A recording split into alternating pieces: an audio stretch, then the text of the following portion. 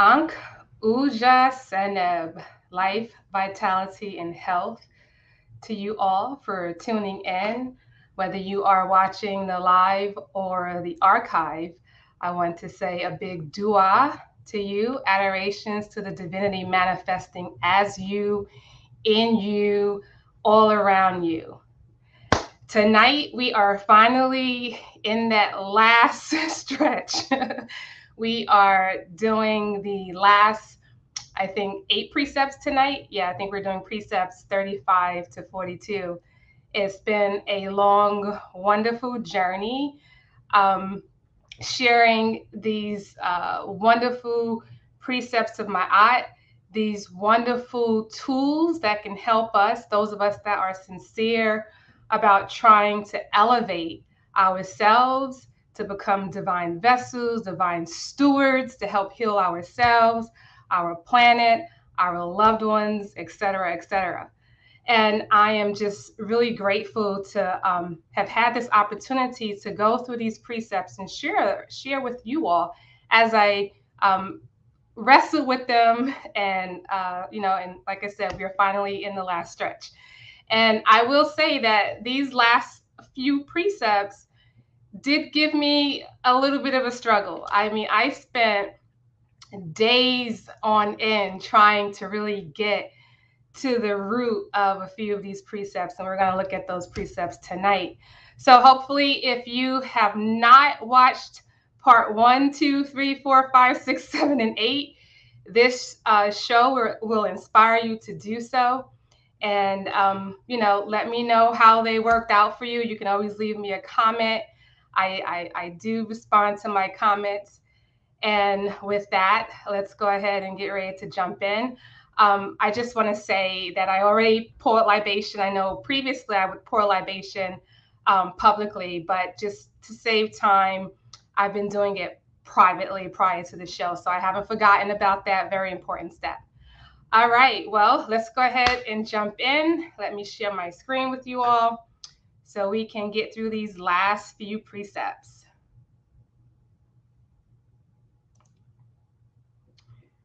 Let me move this over here and share.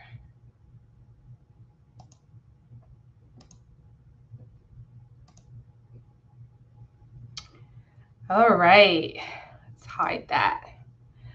All right, so like I said, we are doing, I think I said 35 to 42, but it's 36 to 42. And that will wrap up the 42 precepts written for Ani. So Ani was an initiate, a person who dedicated his life to manifesting his higher self. And he had his confessions written for him. And these are his confessions that we have been going over. And so we also will have a very special bonus show at the end, which will be in 2 weeks, where I will tweak the precepts that no longer refer to us, and those precepts that were gender related because Ani was a male, right? So that we can all benefit from these wonderful precepts. All right. So let's jump into precept 36. N, which we know by now is no or not. Ka, lofty, high, exalt, gloat, arrogance, pride, rejoice. And this person with his or her hands raised up, that's a determinative to further express this construct of high or loftiness or, pride or rejoicing. So you have to kind of like get a sense for where the scribe was going with it. And so we know when he added the next set of glyphs, which spell out keru, which means speech, voice, words. And the rudder right here is also determinative to further bring home the point that we're talking about speech. And then we see the person pointing to his or her mouth. And so that allows us to see that this term is being used more so in the arrogant, prideful, gloatful kind of manner. Um, and then which is I or me. And so my translation of this is I will not speak with pride, arrogance, boastfulness, or gloat. And, it's interesting because the society that we live in now, and I always talk about that, right? That's why I keep this here, society to individual, right? We have like a bi-directional relationship. They feed each other. But in this society, this is like a hallmark. When you become successful or famous and things like that, you almost are expected to behave a certain way and be prideful and speak and be boastful and gloat and things like that. So we see that that's kind of also embedded in our society today, in our culture. And in working with this precept, I came across this article and I thought it was really apropos. So I want to share it. It's entitled Why We Brag and the Consequences. Talking about ourselves, the ultimate reward. Noting the millions of carefully curated postings on the likes of Facebook, Twitter, and Instagram, psychologists at Harvard began to delve into the question of why sharing about our own experiences is so important to us that we can't seem to stop doing it. They further wished to investigate how rewarding it is. The psychologists set up a study comprised of 5 brain imaging experiments and found using fMRI that when subjects shared information about themselves, the same areas of the brain activated as those that light up when we are eating food or having sex. All right. That's major because, those are considered, on one hand, pleasurable things and also kind of like survival things, right? So, they have those two extremes. Interestingly, in order to be allowed to share about themselves, subjects had to forego financial reward that they could gain if they were willing to respond to questions about others. Many passed this reward, preferring the reward of answering questions about themselves. That's funny. So, in this particular experiment, people decided it was more beneficial to them to talk about themselves as opposed to make money to read about someone else or talk about or speak about someone else, right? That's interesting. Robert Lee Hutz, senior science correspondent at the Wall Street Journal, sums it up this way. In a short clip on YouTube, at a synaptic level, he said, the researchers found that the brain is so rewarded by my experience of my conversation about me. That is interesting. I would love to find out how much of that is like socially induced, and how much of it is really, hardwired. Very interesting. A favorable impression through bragging. So we get a pleasure hit on the brain, like a dopamine hit, by talking about ourselves. And every person with connectivity can do that endlessly by setting up social media accounts, which offer an infinite number of opportunities for boasting. In fact, some career websites encourage us to do that, claiming that we will land better jobs if we are great at self-promoting or promotion. Moreover, we have role modeling for doing that through the celebrities whose continued status in the media is dependent on their capacity to brag just a little, hopefully gracefully, right? I was just kind of like talking about that. All of that would give us the impression that we might be able to create a better impression in others' minds if we boast. That's not, however, what Irene Scopoletti, a behavioral scientist, and her colleagues at City University London of England found out. And it's interesting because the article went on to say that in her findings, that the receiver of the bragging, the person who has to listen to the boasting and bragging, in spite of the person who was doing the boasting or bragging believing that it's well received, they found that it was actually not well received. So people are actually deluding themselves into believing that, wow, these people are really enjoying me tell them about myself, brag and boast. And according to her study, not so much. And we know that within our own lives, right? We don't really want to, and give people the audience. I mean, give people the time and energy, be their audience when they're bragging and boasting. One of the top reasons for speaking, right? And we talked about this in the previous talk, in talk 8. And I stated that one of the primary reasons for speaking is to inflate the ego. And I put in there, right, that's gloating, feeling important, fishing for compliments and or validation, to impress, to invoke envy in others. And I actually put endorphin hit, but it was a mistake, so I'm correcting it. It's actually a dopamine boost that we get, right? Because dopamine is the hormone associated with our mood. It can heighten our mood. So it increases our mood when we, again, feel that we are in a situation where we are, one up in a person or superior in some kind of way, or when we're bragging and talking about ourselves. And so I believe that it's socially induced, and it's something that we have to work on collectively and individually. Psychotherapist Richard Jolson clarifies that pride in itself is not the problem. Appropriate pride is thought of as a feeling of self-respect and personal worth, a feeling of satisfaction with one's own or another's achievements. It is an integral component of healthy self-esteem and a crucial part of each person's sense of self.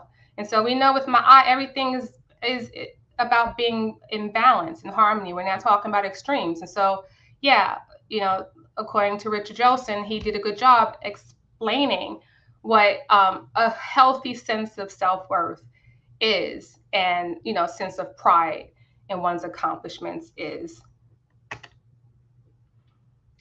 So as we were working on this precept, right, one of the things that I like to talk about is putting filters in place. And the filters are simply ways to help us say, this is happening, right? I'm catching this. All right, what am I going to do with it? Am I going to, let it pass through? Or am I going to apply some wisdom teachings to it and start working on it? Am I going to change it, cultivate it, redirect it? What am I going to do when I see these negative manifestations happening? So when we're working on this particular precept, because we're all guilty of it, right, to some extent, I'm assuming we all can be guilty of it. How about that? So we want to be on the lookout for using complaints as a way to boost, right? In one of the articles that I read, it was interesting. They talked about how people can develop these sneaky ways to try to boast and brag.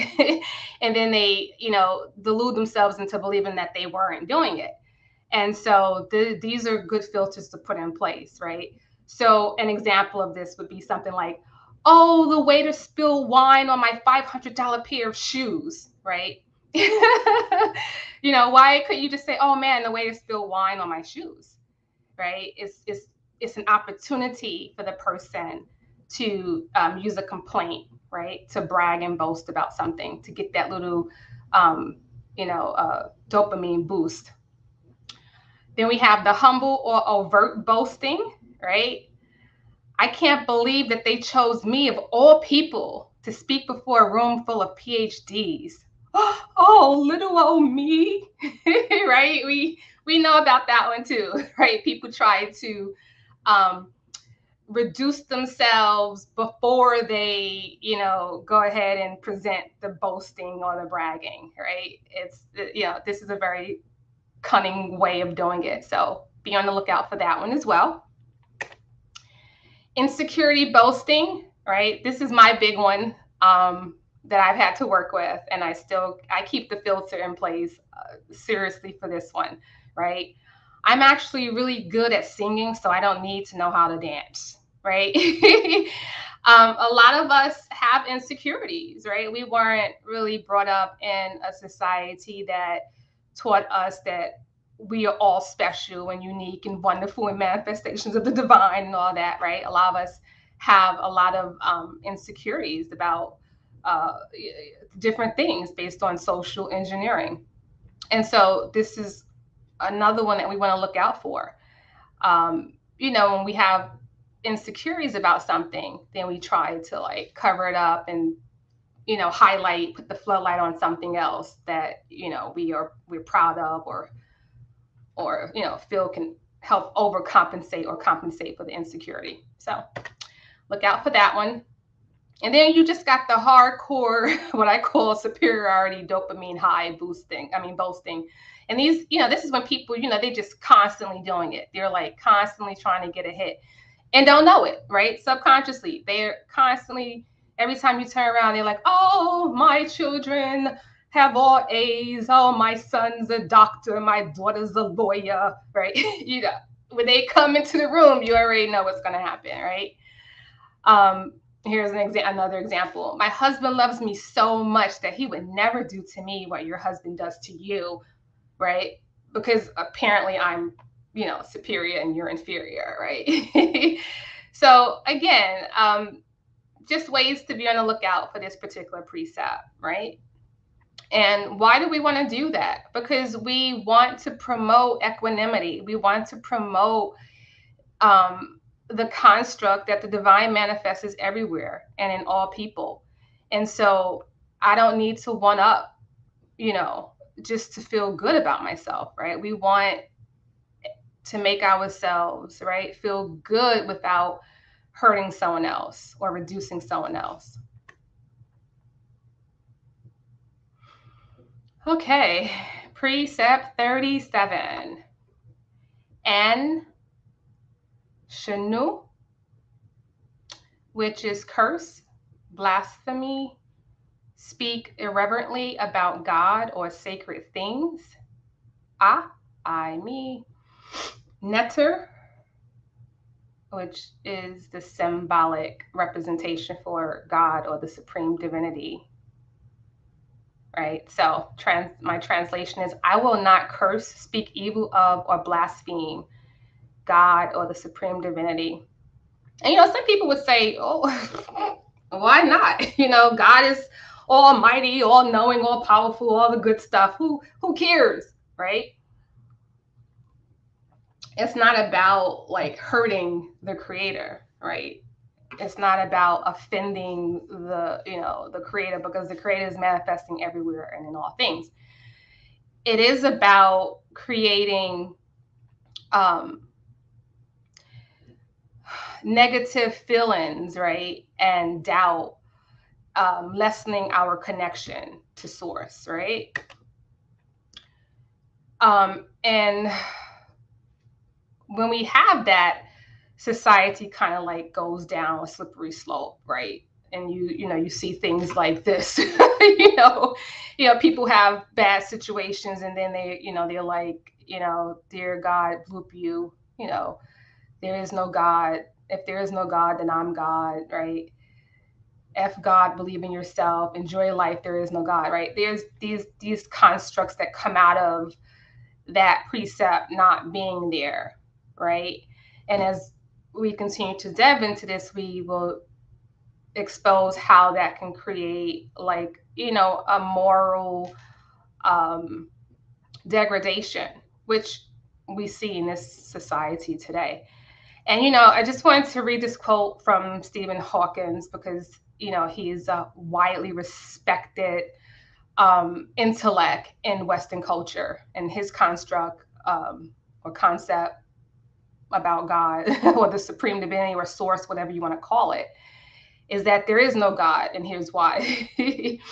Before we understand science, it is natural to believe that God created the universe. But now science offers a more convincing explanation. I guess convincing to who, right? It's subjective.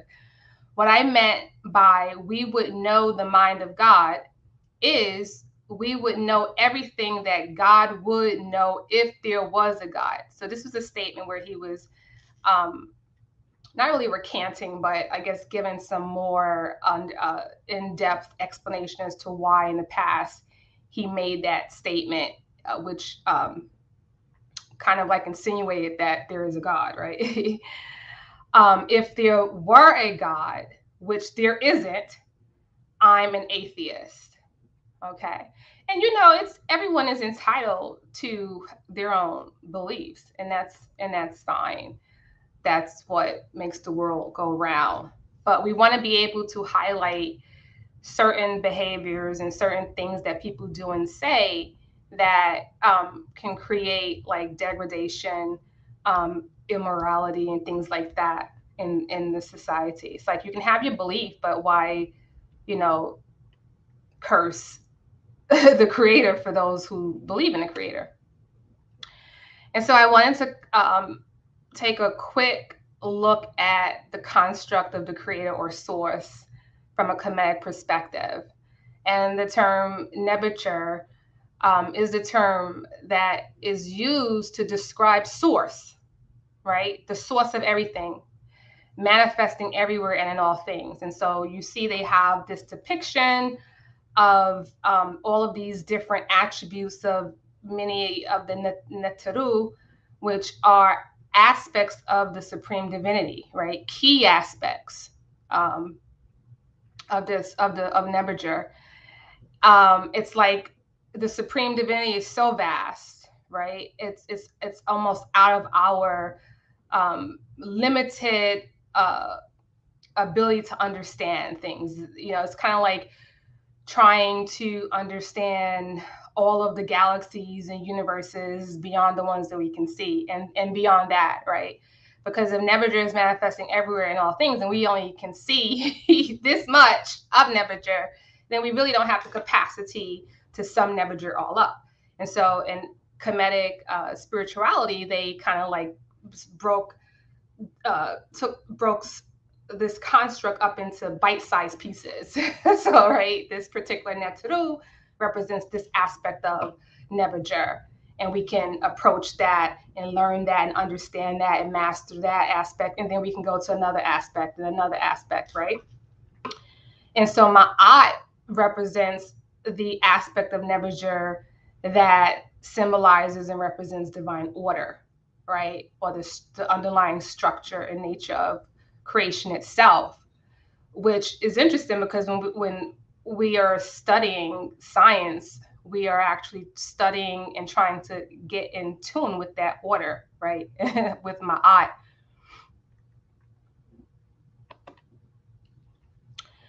And so it's important to understand how I'm going to call it the modern, oh, this is in a way a little bit, it's okay.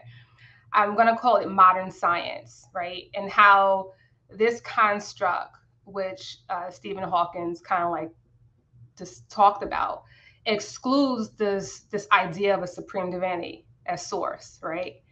Versus the inclusion of the supreme divinity as source. And so this one I consider like modern day science, which is the intellectual and practical activity encompassing the systematic study of the structure and behavior of the physical and natural world through observation and experiment, right? That is essentially what science is. And so that being the premise of Stephen Hawkins and many scientists that are atheists, that being, their bread and butter, you can understand why they're not going to identify with this construct of source or supreme divinity, because they're just talking about things that are of the physical world, for one, right? In natural world, I guess they're talking about nature, which still is a part of the physical world, right? Through observation and experiment. So we're talking about using the eyes and maybe the four other senses, right? That we can kind of like utilize to do experiments. But we know, well, I can say I know through experience that we live in more than one realm, right? We I am not just in the physical realm, right? I have had a lot of interaction with the spiritual realm, probably probably more than I asked for, right? So, those things can't be qualified or quantified through science, which means what? To scientists, they kind of like don't exist, but we can't ignore them. And so, from a comedic scientific perspective, or I define comedic science, right, based on my studies over the years, as the intellectual and spiritual activity encompassing the systematic study of the structure and behavior of source manifesting in and as the physical, natural, and spiritual world through experiential, right, based on experience and observation and experimental means, right? That's different, and this will get you in alignment with Maat, right? You will begin to see um, things from a multitude of lenses, because you're not just sticking to the limited five senses, and we are beyond, we are more than the five senses. And so this modern science perspective disregards, it has a disregard for source. As we know, there is no God, no supreme divinity. um, Disregard for divine intellect, nature, and law, right? Everything is just by happenstance, right? There's nothing responsible for the atoms moving. There's nothing responsible for the dark matter and things like that, right? That doesn't even make sense to me personally. It creates this social and moral decay and corruption, right? Kind of like going back to that precept. There is no God. F God, blah, blah, blah, right? This is what it creates: confusion, social and moral decay and corruption. Like I said, confusion, disassociation from source, scientific method limitations, right? Retards our understanding of source or the supreme divinity, right? That all should be one. But the scientific method, with its limitations, it retards our understanding of source and the supreme divinity. It allows room for there to be a disdain for righteousness. It allows room for there to be disregard for humanity, disregard for the planet, and disregard for Maat. And so all of that aligns itself with Isfet, chaos, right? By simply taking out the construct of of source, trying to understand source, right? And when we take the comedic science or scientific approach, it actually helps us to develop reverence for and appreciation of source, even though we can't fully comprehend it, right? With this so-called human mind. It helps us develop aspiration to understand divine intellect, nature, and law. It helps us to aspire to develop morality based on the above, right? It helps the promotion of social harmony and interdependence. It creates an awareness and actualization of oneness with source and all. It helps us to it gives us access to planes of existence other than the physical, to better understand and consciously connect to source. It helps us develop an appreciation and love for righteousness. It helps us develop a regard for all life, including the planet, right? Because we've realized that we are one. We are all connected to source. It helps us embrace Maat as a way of life. It also helps promote Maat as the foundation of society and therefore the individual. And, that was a lot for that one precept. So hopefully I was able to shed some light on the importance of not allowing that negative, confusion to fester and continue to just, spread across the land and across the world. It's kind of like, again, it's like, saying that we're here, but you know, we have no source. There's nothing that there's nothing responsible for us being here. All right, and precept 38, Adi. So I just say and, no, not. Adi, done, cause, brought about, behave.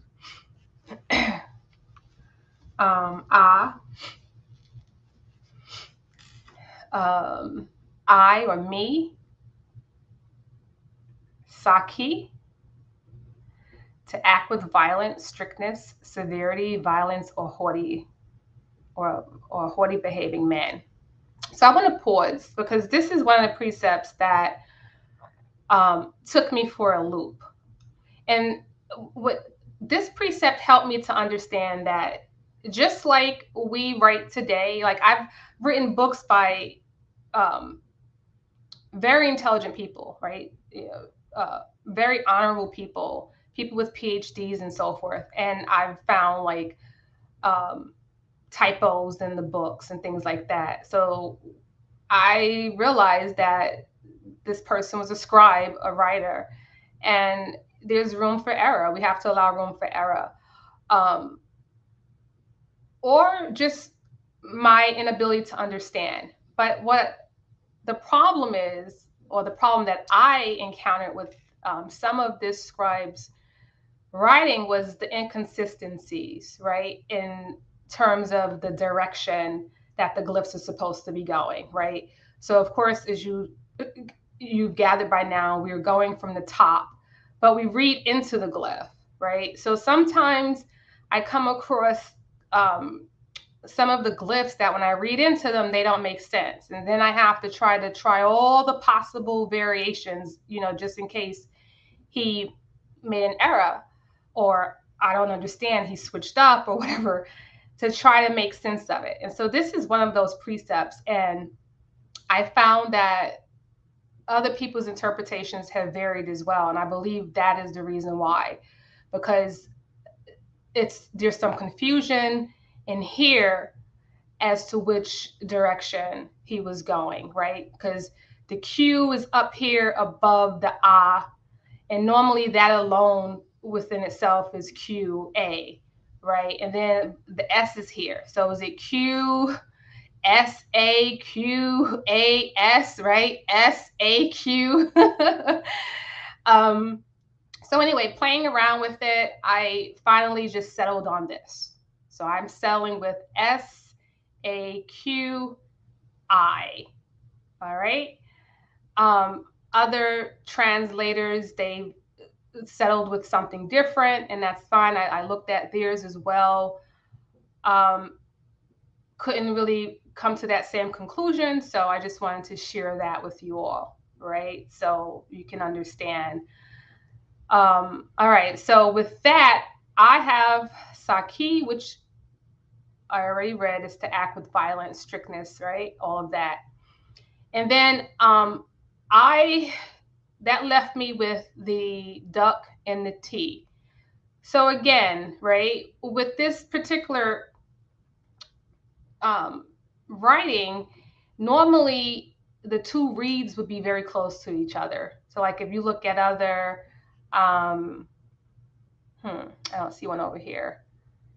If you look at other glyphs where he wrote the reeds together, they would be close together. There was no reason for him to separate them like this. So then it was like, is he trying to say ITI? So again, there was a lot of confusion going on with this one for me. So I just want to explain how I came to what I came with. So I separated these from that, and that gave me Saati, which are daughters or little girls.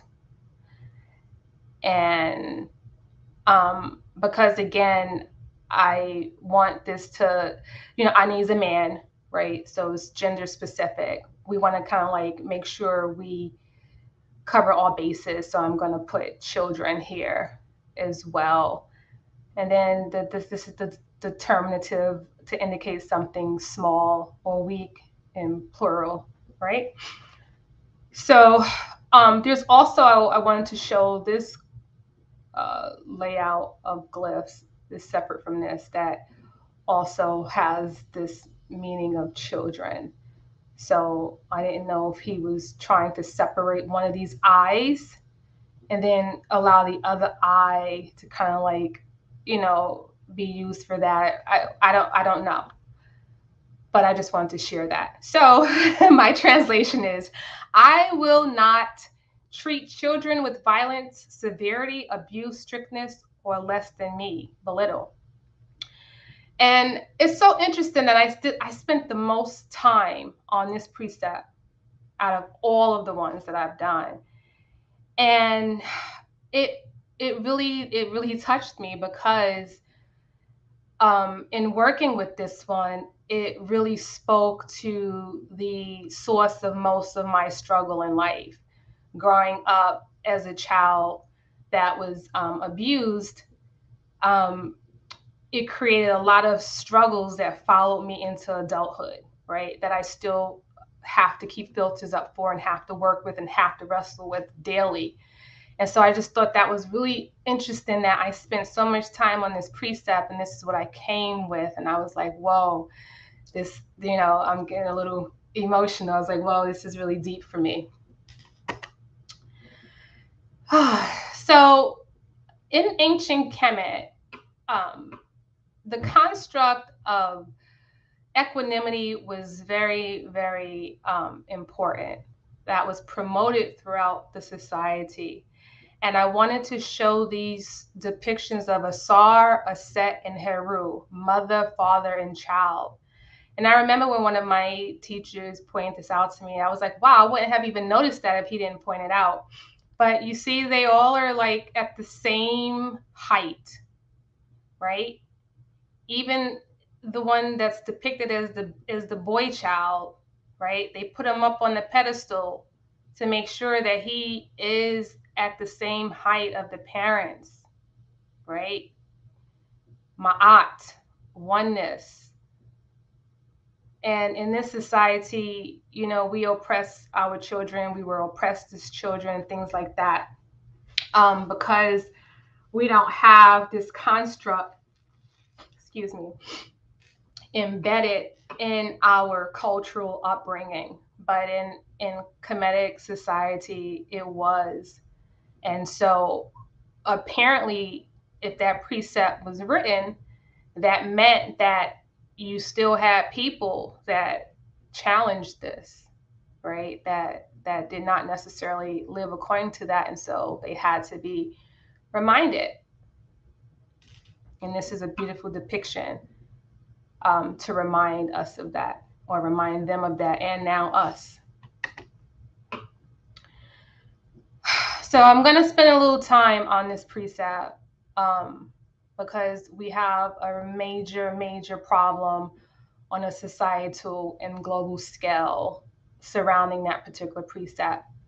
And, broken children grow into broken adults, and it just creates this vicious cycle. And so I really want to give this precept some time and energy.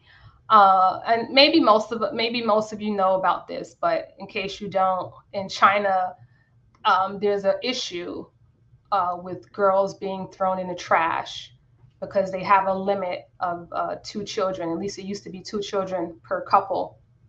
And boys were preferred because they can work and bring wealth to the family as opposed to daughters. And so here's an article on the garbage dumps that surround Beijing. Scavengers from time to time will find a newborn baby girl amid the stinkage refuge. Sometimes she is still alive. Chen Rong makes her living from scavenging garbage, and over the years she has found 5 little girls on the tips. She brought them all home to her 1-room brick shack, and she and her husband tried to give them a chance. Wow, is that Maa't or what? Beautiful.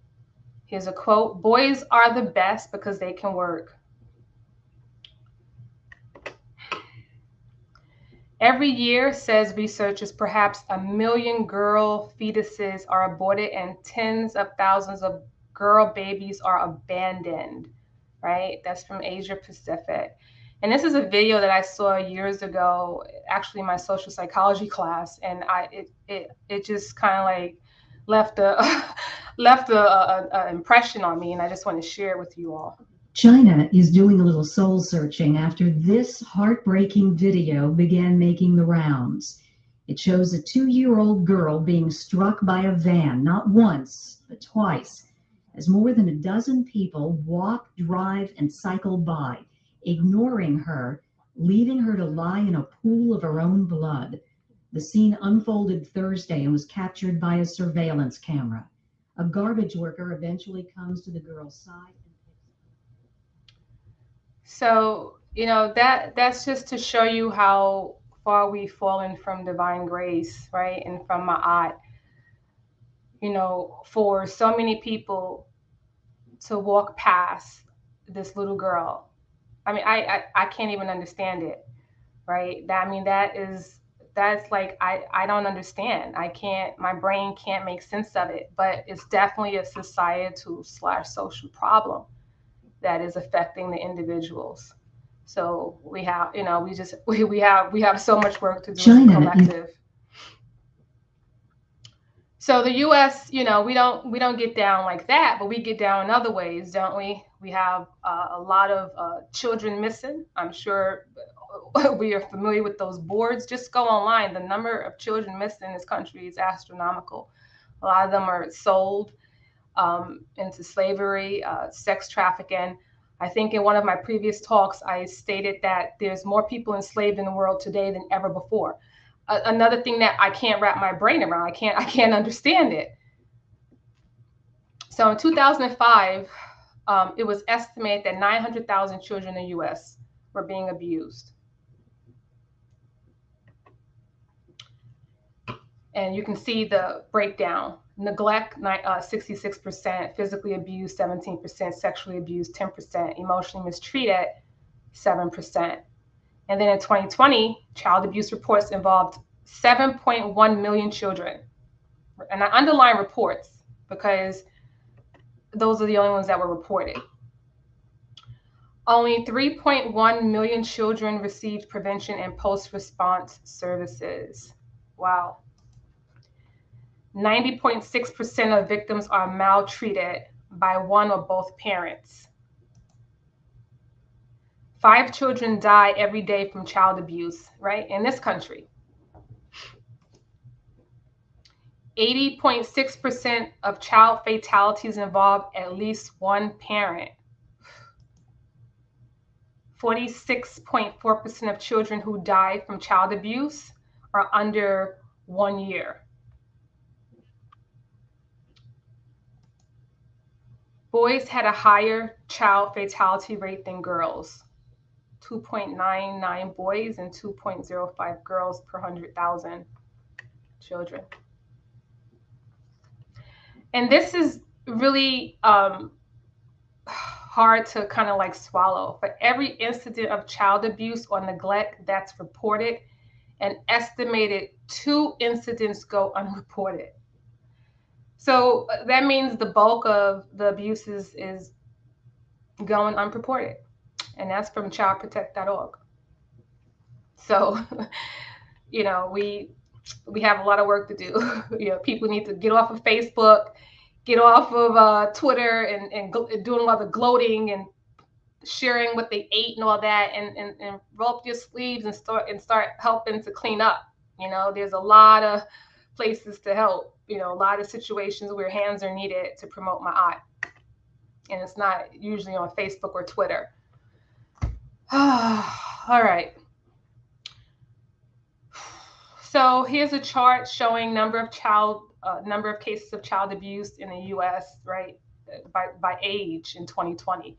And another thing that this is so baffling to me, that the majority of the children that are abused are under the age of 1. I mean, totally helpless, under the age of 1. We need help. We need Maa't. That's just crazy to me.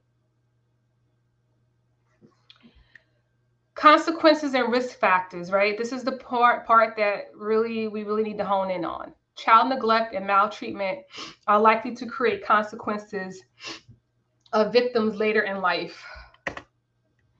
Abused children are 25% more likely to experience teen pregnancy. And yeah. Abused teens are more likely to engage in sexual risk taking behaviors, putting them at greater risk for STDs. About 30% of abused and neglected children will later abuse their own children, continuing the horrible cycle of abuse. In at least one study, about 80% of 21-year-olds who were abused as children met criteria for at least one psychological disorder. The financial cost of child abuse and neglect in the United States is estimated at $585 billion. And that's only helping a small, tiny portion, right? Substance abuse and child maltreatment consequences and risk factors. 1/3 to 2/3 of children maltreatment cases involve substance use to some degree. In one study, children whose parents abused alcohol and other drugs were 3 times more likely to be abused and more than 4 times more likely to be neglected than children from non-abusing families, right? And now again, speaking from experience, that's what I had to endure. And it is definitely something that creates lifelong struggles. 2/3 of the people in treatment for drug abuse report being abused or neglected as children.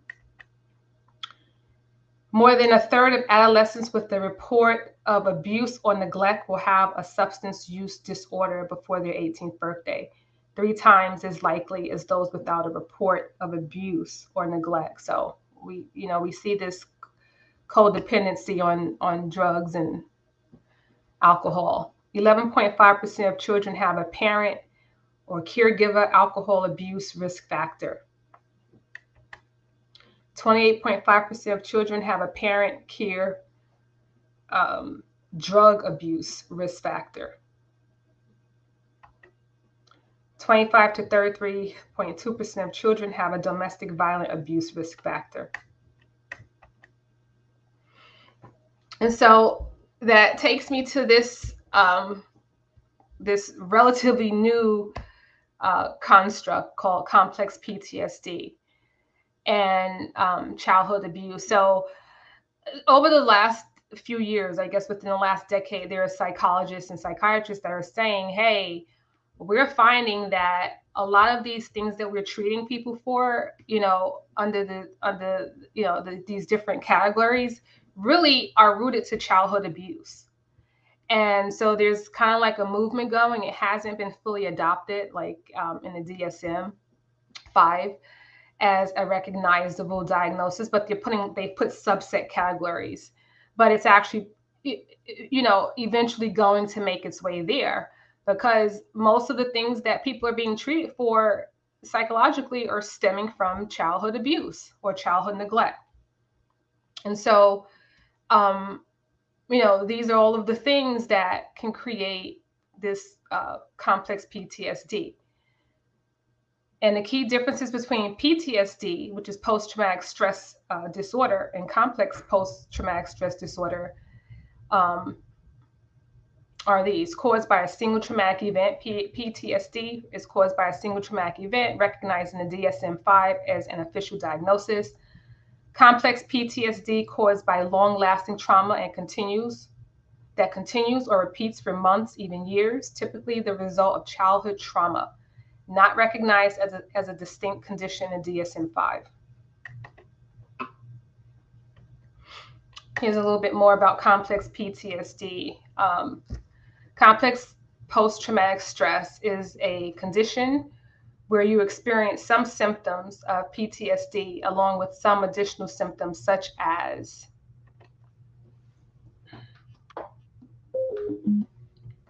difficulty controlling your emotions,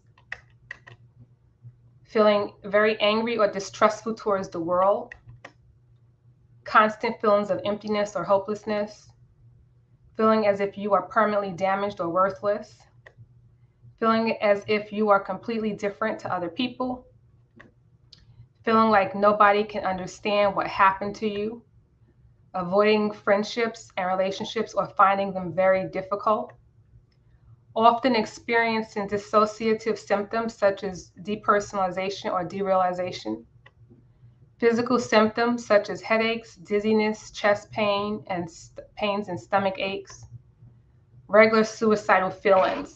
And I want to emphasize that you don't have to have all of these symptoms.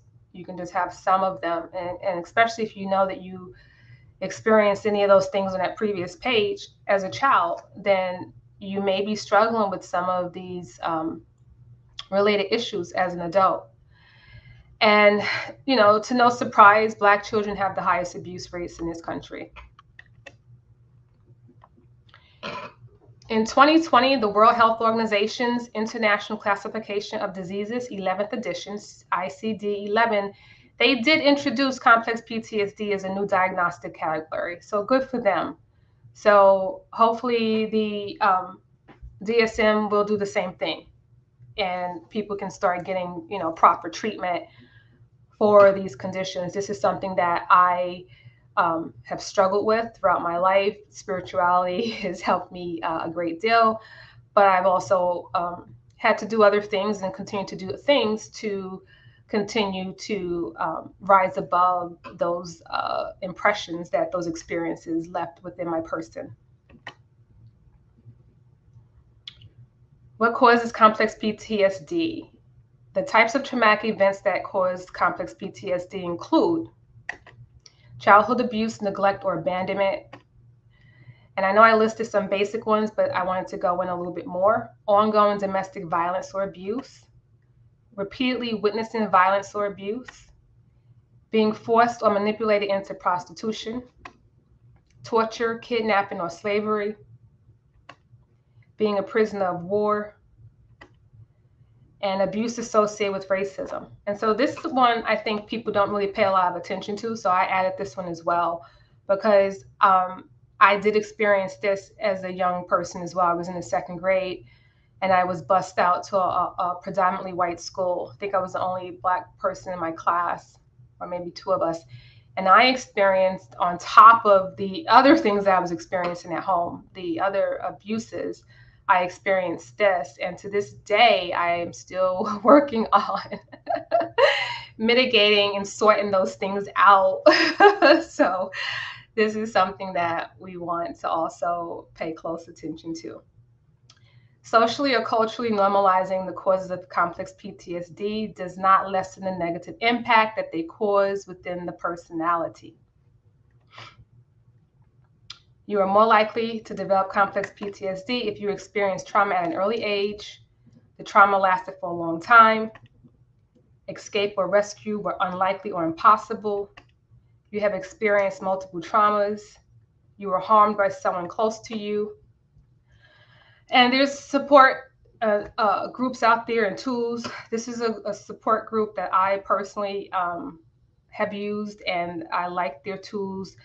I do use this to help others when I'm working with them. Another great book, Pete Walker, this book really helped me get an understanding of what was going on with me.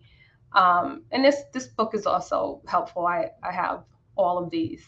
So definitely tools that you can utilize if you suspect or know that you have dealt with some of these things. And the thing is, we think that, our lives are okay until we find out that, oh, wow, these things keep happening over and over because of this. And then that gives us the opportunity to take the steps, right, to start working through those things. So hopefully these are helpful.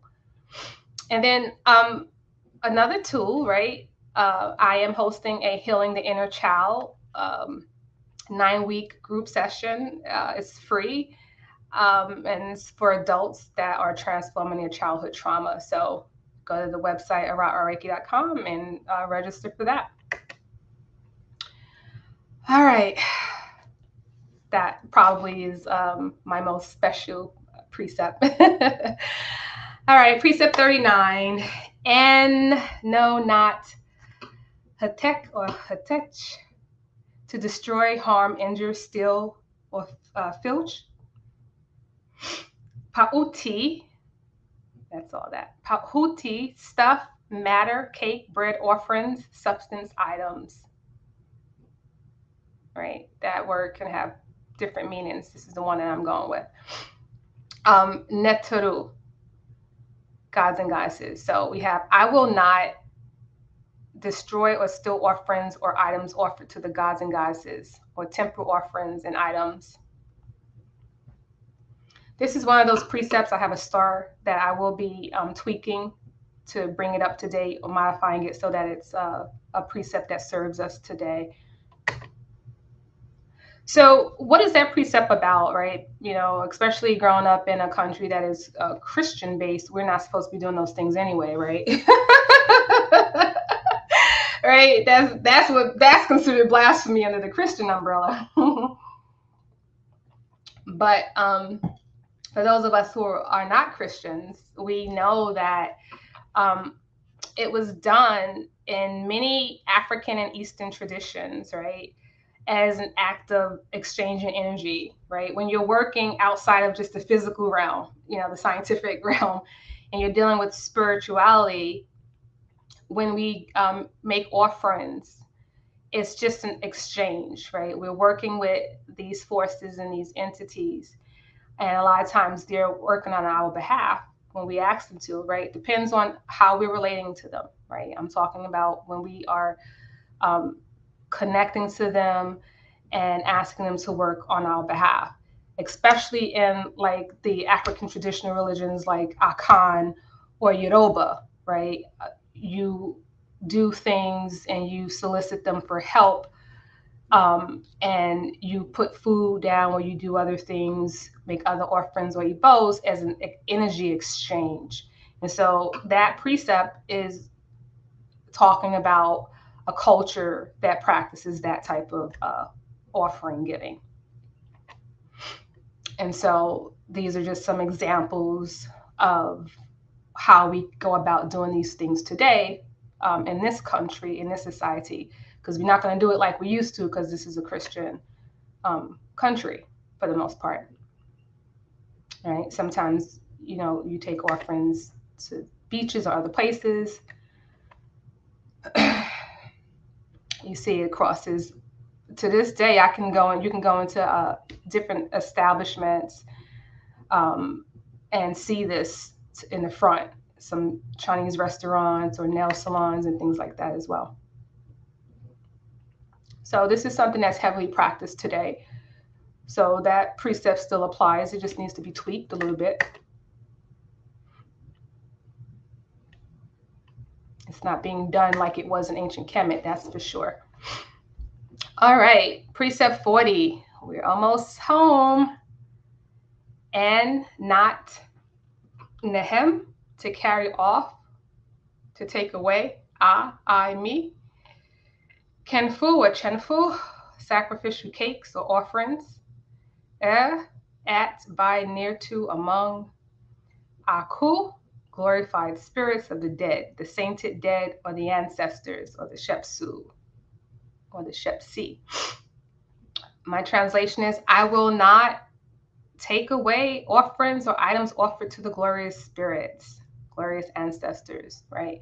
And those of us who practice African traditional religion, or those who take my Reiki level 1 class, right, we know that there's a difference between doing altar work with the gods and goddesses, or the Neturu, and doing shrine work with the ancestors, right? So this is specifically talking about shrine work, which, what you do for your ancestors, for the glorious spirits. And one of the things that I like to teach people is we want to work with the Akus, those who succeeded in their spiritual evolution, the glorified spirits, right? Because the other ones, they still need help. So they really can't help us that much. They, not from a purified perspective anyway. So we still do that as well, those of us who practice Eastern and African traditional religions. So here's just, a look of, a depiction of offerings to a deceased. All right, and here's some shrine offerings. Right, and so these differ from the previous precept, which are the offerings to the temple Netaru, or gods and goddesses. Okay, so there's a clear distinction between the two. Precept 41, and, no, not nehem, to carry off, to take away. Kenfu or chenfu, depending on who's translating, sacrificial cakes or offerings. Niken, child. Okay, here's another example of where the scribe kind of like lost me with the direction of the glyphs. And it took me a minute, but this is where I'm going with it, right? Squasat or sakasat, right? Sin, against. Nut, town. Neter, divinity or God. So my translation of this is, I will not carry off food, offerings of the child, or sin against the God of my town. So I have seen some translations where they made reference to this being the divine child, Heru. I didn't want to spend a whole lot of time and energy on trying to figure out exactly what was meant by the child, because this is one of the precepts that's going to go away. It does not reflect our modern day society, and it creates room for another precept that we definitely need to take its place. So I'm not going to spend a whole lot of energy on that one. All right, and the final precept. We are there. Precept 42. And, no, not. Samam, to slay, to kill. Ah, I, me. Ah, cattle, netri or netri, divine. Translation, I will not slaughter the divine cattle, right? The cow that is set apart for divine offerings. Okay. Another precept that we will replace with a more befitting precept for today. All right, and that concludes the 42 precepts of Ani. I hope you enjoyed them. I do want to share some upcoming events. I do have a level 1 Kemetic Reiki class coming up in Houston. If you're in the area, we'd love to have you. And then I already presented this one. We have the Healing the Inner Child. This is going to be a free, beautiful 9-week webinar that anyone and everyone is welcome to sign up for. And then on 9/18, in 2 weeks, there will be a bonus talk on Maat philosophy. And in that final bonus talk, I will present the revised precepts for present day issues, respective of both genders. So hopefully you will tune in to the bonus talk and hear I think it's 5 or 6 precepts that will be revised. And I will revise them with the Metaneto or the Hieroglyphs as well.